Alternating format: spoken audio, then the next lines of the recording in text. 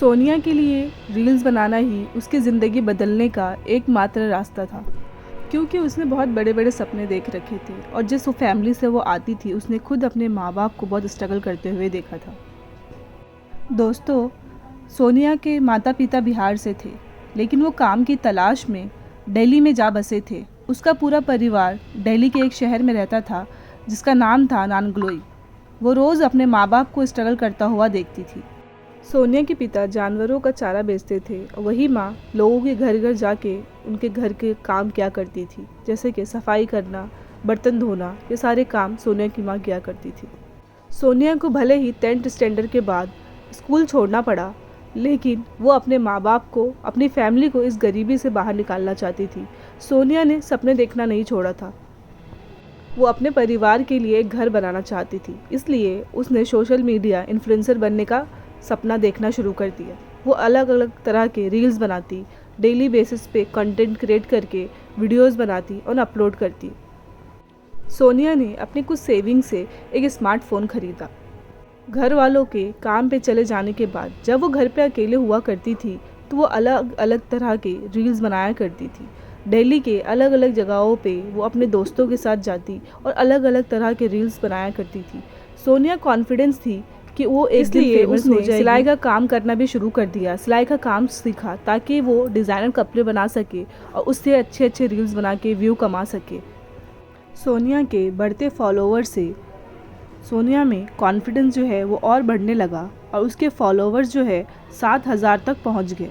लेकिन दोस्तों, किस्मत को कुछ और ही मंजूर था। सोनिया की ज़िंदगी में एक भूत ने एंट्री मारी। जी हाँ, एक भूत ने, जिसके अंजाम की कल्पना सोनिया ने कभी सपनों में भी नहीं की थी। एक भूत जिसने सोनिया के सपनों का अंजाम ऐसा किया जिसकी कल्पना उसने सपनों में भी नहीं की थी। लगभग 1 साल पहले जब सोनिया की उम्र 19 साल थी, सोनिया की ज़िंदगी में एक भूत आया और उसके बीच लव अफेयर शुरू हो गया। बस सीनिया की बर्बादी की शुरुआत यहाँ से ही शुरू हो गई। दोस्तों, ये भूत कोई बॉलीवुड की फिल्मों वाला भूत नहीं था। ये सोनिया का सीक्रेट बॉयफ्रेंड था जिसे वो भूत बुलाया करती थी। धीरे धीरे सोनिया ने दुनिया के सामने अपने रिश्ते को लाना शुरू कर दिया था। वो उसे अलग अलग नाम से टैग किया करती थी इंस्टाग्राम पे। दोस्तों, इस बाली उम्र में सोनिया पूरी तरह भूत की दुनिया में भटक चुकी थी। उसने एक शादीशुदा औरत जैसी ज़िंदगी गुजारना शुरू कर दी। उसने बिना शादी किए करवा चौथ का व्रत भी रखा और इंस्टाग्राम पे पोस्ट भी डाला। सोनिया के इंस्टाग्राम के पोस्ट से पता चलता था कि अब वो शादीशुदा है और उसका भूत जो है उसका हस्बैंड, और वो उसे हमेशा माय एवरीथिंग करके टैग भी किया करती थी।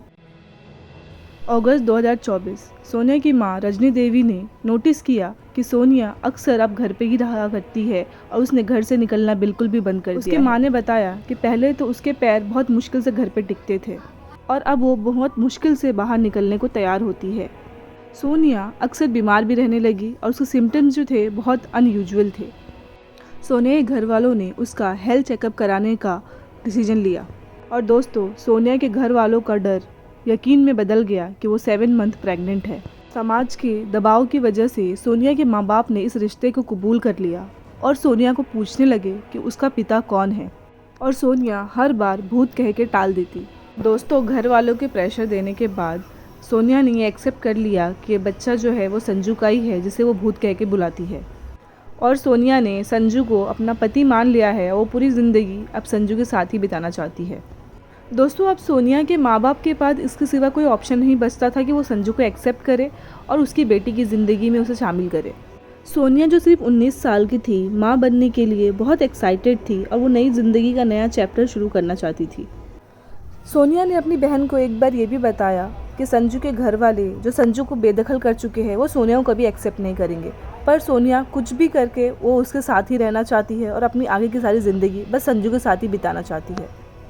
दोस्तों, 21 अक्टूबर 2024 को सोनिया ने अपना बैग पैक किया और अपना घर छोड़ दिया ताकि वो संजू के साथ जाके बच सके और अपनी ज़िंदगी की नई शुरुआत कर सके अपने बच्चे और अपने पति के साथ। सोनिया ने जाते जाते अपनी बहन को ये भी बताया कि संजू के घर वाले उसे कभी एक्सेप्ट नहीं करेंगे, लेकिन फिर भी वो उसके साथ अपना घर बसाना चाहती है।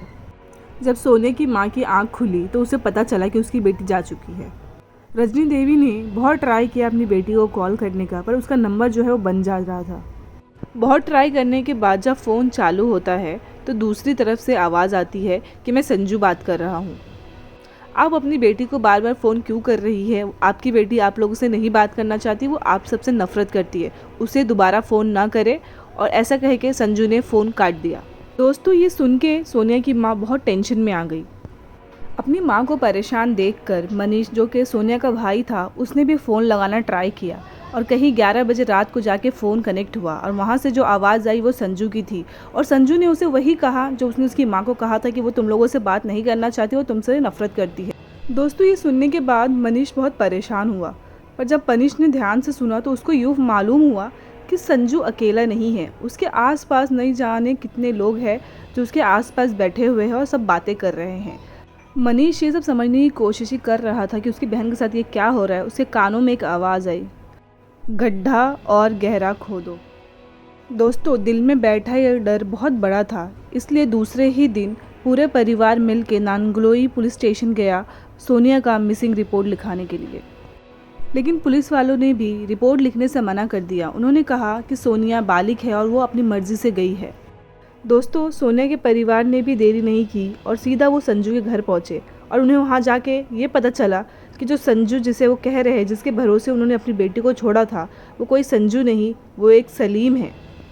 ये सुनते ही उनके पैरों से ज़मीन खिसक गई और उन्हें ये पता चल गया कि उनकी बेटी के साथ जो है फ्रॉड हो चुका है। दोस्तों, संजू के घर वालों ने भी बहुत स्मार्टनेस से ये बोल के पल्ला झाड़ लिया कि उसने अपने बेटे को घर से निकाल दिया है और अब उसका संजू के साथ कोई रिश्ता नहीं है। सोनिया के घर वालों ने फिर भी हिम्मत नहीं हारी।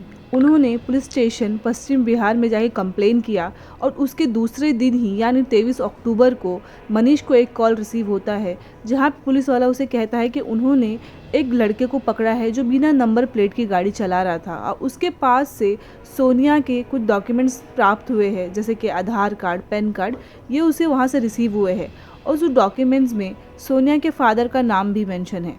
ये सुनते ही उसका पूरा परिवार भागता हुआ पुलिस स्टेशन पहुंचता है उस लड़के से मिलने के लिए जो सलीम उर्फ संजू था।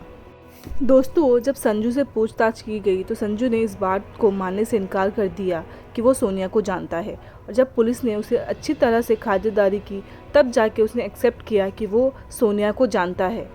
दोस्तों, संजू से पूछताछ करने के बाद ये पता चलता है कि जब 21 अक्टूबर को सोनिया अपने घर से निकली थी तो संजू ने उसे पिक किया था। एक गाड़ी रेंट पे ली थी जिसके थ्रू उसने उसे पिक किया और साथ ही संजू के दो दोस्त जिसका नाम ऋतिक एंड पंकज था और सब रोहतक के लिए एक साथ निकल गए। सोनिया संजू पे बार बार शादी का प्रेशर डाल रही थी क्योंकि वो कई महीनों से उसे टाल रहा था। सलीम, जो कि अब तक सोनिया के लिए संजू ही था, उसे प्रेशराइज कर रही थी शादी के लिए और रोहतक के बीच रास्ते पे ही संजू ने गाड़ी रोक दिया। संजू ये बहुत अच्छी तरह से जानता था कि सोनिया अब मानने वाली नहीं है, अब वो उससे शादी करके ही रहेगी। इसलिए संजू ने ये सारी चीज़ प्री प्लान किया था सोनिया को अपने रास्ते से हटाने के लिए। संजू ने उसी रात उससे शादी करने का वादा किया और उसे धोखे से पार्टी करने के आस में उसे 20 किलोमीटर रोहतक से दूर मदीना गांव ले गया। दोस्तों, बेचारी सोनिया इस चीज़ से अनजान थी कि ये रात जो है उसकी ज़िंदगी की आखिरी रात होने वाली है। जिसे वो अपना पति मानती है वो एक बहरूपिया है और ये रात जो है उसकी ज़िंदगी का आखिरी रात होने वाला है। संजू और उसके दोस्त ने ना सिर्फ सोनिया को मारा पीटा बल्कि केबल के वायर से उसका गला घोट के उसे मार दिया और खड्डा खोद के उसे उसी वक्त वहाँ पे गाड़ दिया। उनको उस पर बिल्कुल रहम नहीं आया कि जिसे वो उसका पति मानती थी, जिसे पूरी दुनिया मानती थी, आज उसने उसे ही मार के उसकी दुनिया से नामो निशान हटा दिया। सोनिया के एक मिस्टेक ने उसकी पूरी ज़िंदगी बर्बाद कर दी। उसकी अंधे प्यार ने उसका उभरता हुआ करियर के साथ, उसके सारे सपनों के साथ उसे भी ख़त्म कर दिया। ये मैसेज उन सब टीन एजर्स के लिए है जो प्यार में अपनी ज़िंदगी, अपनी दुनिया भूल जाते हैं और आंखों में पट्टी बांध के उसी रास्ते पे चल पड़ते हैं जिसकी कोई मंजिल नहीं होती है। आज की कहानी इस चीज़ के साथ ख़त्म होती है कि प्यार अच्छी बात है, लेकिन प्यार पे अंधा भरोसा करना हमें किस मंजिल पे ले जाएगी उसका किसी को कोई अंदाज़ा नहीं होता है। Thank you. फिर हम मिलेंगे नई स्टोरी के साथ।